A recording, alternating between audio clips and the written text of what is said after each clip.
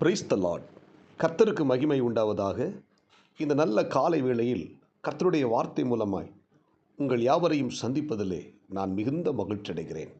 நீதிமொழியின் புத்தகம் 21ஆம் அதிகாரம் 2ஆம் வசனம், மனுஷனுடைய வழிகளெல்லாம் அவன் பார்வைக்கு செம்மையாக தோன்றும், கர்த்தரோ இருதயங்களை நிறுத்து பார்க்கிறார். இந்த காலை நேரத்திலே இறைவார்த்தை கேட்கிற தேவனுடைய பிள்ளைகளே, இங்கே நீதிமொழிகள் ஆசிரியர் சொல்லும்போது, மனுஷனுடைய வழிகளெல்லாம் அவன் பார்வைக்கு செம்மையாகவே தோன்றும். இந்த காலை நேரத்திலே அன்பான தேவனுடைய பிள்ளைகளே, நம்முடைய வாழ்க்கையில் சில சமயங்களில் பார்த்திங்கன்னா, நாம் எடுக்கிற முடிவுகள், நாம் தீர்மானிக்கிற சில பாதைகள் நம்முடைய வாழ்க்கையில் அது நன்மையாகவே தோன்றும். ஆனால் அந்த பாதைகள் பார்த்திங்கன்னா சில சமயத்தில் வேதனையான இடத்துக்குள்ளே நம்மை கொண்டு போய் விட்டுவிடும். சங்கீதக்காரன் தாவீது சொல்லும்போது, கர்த்தரின் மேய்ப்பராய் இருக்கிறார், நான் தாழ்ச்சி அடையேன், அவர் என்னை புல்லுள்ள இடங்களில் மேய்த்து அமர்ந்த தண்ணீர்கள் அண்டையில் என்னை கொண்டு போய் விடுகிறார் என்று சொல்லுகிறார்.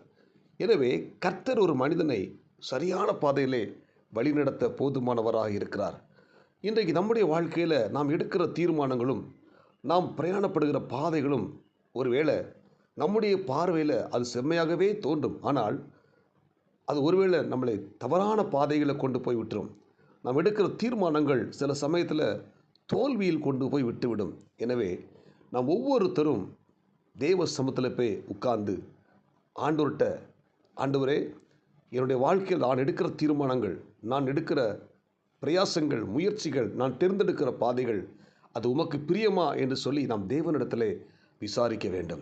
அப்படி விசாரிப்போமானால் நம்முடைய பாதையில் கர்த்தர் நம்ம கூட இருந்து வழி நடத்துவார். நாம் எடுக்கிற தீர்மானத்தில் தேவன், ஒருவேளை நாம் எடுக்கிற தீர்மானங்கள் தேவனுக்கு பிரியமாக இருந்தால் அந்த தீர்மானத்தில் ஒரு பெரிய வெற்றியையும் ஒரு ஜெயத்தையும் நமக்கு கொடுக்க தேவன் உதவி செய்ய வல்லமுள்ளவராக இருக்கிறார். தாவீது பாருங்க, ஒவ்வொரு நாளும் தேவ சமூகத்தில் போய் ஜெபித்து தன்னுடைய வாழ்க்கையில் எடுக்கிற தீர்மானங்களும் தான் நடக்கிற பாதைகளையும் தான் தீர்மானிக்கக்கூடாது, தேவனே தீர்மானிக்க வேண்டும் என்று சொல்லி தேவ சமூகத்தில் போய் தாவீது ஜெபிக்கிற மனிதனாய் காணப்பட்டார். அதனால் அவர் சொல்லும்போது, நான் மரண இருளின் பள்ளத்தாக்கு நடந்தாலும் பொல்லாப்புக்கு பயப்படேன், தேவரீர் என்னோடு கூட இருக்கிறீர். ஆமென். ஒருவேளை நான் செல்லுகிற பாதையில் ஒரு ஆபத்து நிறைந்த பாதையாக இருக்கலாம், மரண இருளின் பாதைகளாக இருந்தாலும் என்னோடு கூட தேவன் இருக்கிறபடியால் அதில் எதுக்கு நான் பயப்பட மாட்டேன் என்று தாவீது எழுதுகிறார். இந்த காலை வெள்ளை தேவனுடைய வார்த்தையை கேட்குற பிள்ளைகளே, நாம் எடுக்கிற தீர்மானத்திலும் நாம் செல்லுகிற பாதையிலும் நம்மளோடு கூட தேவன் வந்து நம்மை பாதுகாக்க வேண்டுமானால் நாம் தேவ சமூகத்தில் போய் நம்முடைய தீர்மானத்தையும், நாம் எடுக்கிற முயற்சிகளையும், நாம் தேர்ந்தெடுக்கிற பாதைகளையும் தேவன் தீர்மானிக்க வேண்டும் என்று ஒப்பு கொடுக்க வேண்டும். நாம் அல்ல தீர்மானிப்பது, தேவனே நம்முடைய பாதைகளையும் நம்முடைய தீர்மானங்களையும் தீர்மானிக்க வேண்டும். அல்லேலூயா. அப்படிப்பட்ட ஒரு தெய்வ பிள்ளைகளை நாம் இருப்போமானால் நம்முடைய வாழ்க்கையில் வெற்றி நிச்சயம். அல்லேலூயா. அதாங்க சங்கீத நீதிமொழிகளில் சொல்லப்பட்டது போல, மனுஷனுக்கு செம்மையாய் தோன்றுகிற வழிகள் உண்டு, ஆனால் கர்த்தரோ இருதயத்தை நிறுத்து பார்க்கிறார். நம்முடைய இருதயத்தில் இருக்கிற பாரங்கள், வேதனைகள் எல்லாம் அவர் அறிவார். ஒருவேளை சோர்ந்து போயிருக்கலாம், வேதனையோடு கூட இருக்கலாம். நம்முடைய இருதயத்தில் இருக்கிற பாரங்கள், வேதனைகள், கவலைகள், இது எல்லாவற்றையும் அறிந்திருக்கிறார்.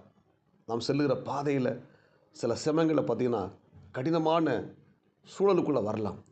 சில சமயங்கள் நம்ம செல்லுகிற பாதைகளை தோல்விகள் வரலாம், நஷ்டங்கள் வரலாம், நெருக்கங்கள் வரலாம். எவைகள் வந்தாலும் கர்த்தர் நம்மோடு கூட இருந்து நம்முடைய இருதயத்தை பார்த்து நம்மை ஆஸ்வதிக்க அவர் போதுமானவராக இருக்கிறார். ஆமென். எனவே இந்த காலை நேரத்தில் இறைவார்த்தை கேட்கிற தேவனுடைய பிள்ளைகளே, நாம் செல்லுகிற பாதை, நாம் எடுக்கிற தீர்மானங்கள், நாம் எடுக்கிற பிரயாசங்கள், இவை எல்லாவற்றிலும் தேவனுடைய கரம் தொடர்ந்து நம்மை சரியாக வழி நடத்த வேண்டும். ஆமென். எந்த தீர்மானமும் நம்முடைய சுய முயற்சினாலேயோ சுய அறிவினாலேயோ நாம் எடுக்காமல் தேவ சமூகத்தில் போய் உட்கார்ந்து தேவனை சார்ந்து நாம் தீர்மானங்களை எடுப்போம். தேவனை சார்ந்து நாம் செல்லுகிற பாதையை தீர்மானிப்போம்.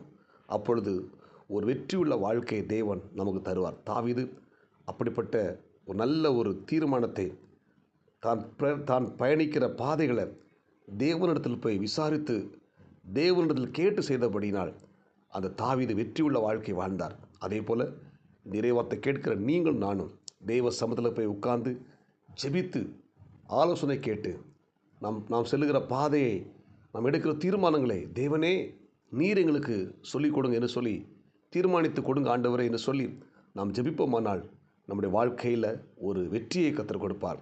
ஒரு பிரகாசமான எதிர்காலத்தை கத்தர் உங்களுக்கும் எனக்கும் தருவார். ஜெபிப்போமா? பரலோக தேவனே, இந்த இறைவார்த்தை கேட்ட ஒவ்வொரு தேவனுடைய பிள்ளைகளுக்காக நான் ஜெபிக்கிறேன். ஆண்டவர், இந்த காலை நேரத்திலே நீதிமொழிகள் 21 அதிகாரம் 2 வசனத்தில் வாசித்தது போல மனுஷனுடைய வழிகள் எல்லாம் அவன் பார்வைக்கு செம்மையாய் தோன்றும், கர்த்தரோ இருதயங்களை சோதி நிறுத்து பார்க்கிறார் என்ற வார்த்தையின்படி இந்த இறைவார்த்தை கேட்ட எல்லாரையும் கர்த்தர் ஆஸ்வதிங்க, பாதுகாத்துக் கொள்ளுங்க. இந்த நாளுக்குரிய கிருபை கொடுங்க. இயேசுவின் நாமத்தில் ஜெபிக்கிறோம் நல்ல பிதாவே, ஆமேன். God bless you. உங்கள் யாவரையும் கர்த்தர் ஆஸ்வதிப்பார். இந்த நாளுக்குரிய கிருபையும் இந்த நாளுக்குரிய பாதுகாப்பையும் கர்த்தர் உங்களுக்கு கொடுத்து உங்களை வழி நடத்துவாராக. ஆமேன்.